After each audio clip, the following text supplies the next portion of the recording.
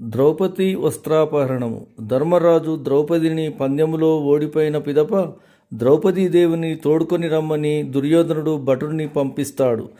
ఇదివరలో దుర్యోధనుడిని ఇంద్రప్రస్థకు పాండవులు ఆహ్వానించినప్పుడు అతడు నీటి మడుగులో పడినప్పుడు ద్రౌపదీదేవి నవ్వినందుకు పగ పెంచుకుంటాడు.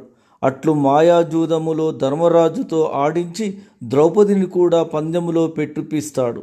ధర్మరాజు ఓడుట, ఆ తరువాత కురుసభకు రప్పించుట జరుగుతుంది.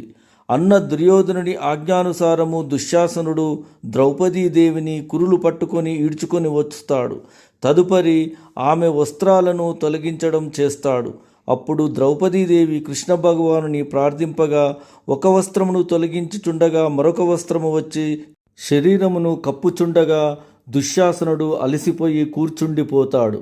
డియర్ వ్యూవర్స్, ఈ వీడియో మీకు నచ్చినట్లయితే లైక్, షేర్, సబ్స్క్రైబ్ చేయగలరు మా అంతయుగం ఛానల్.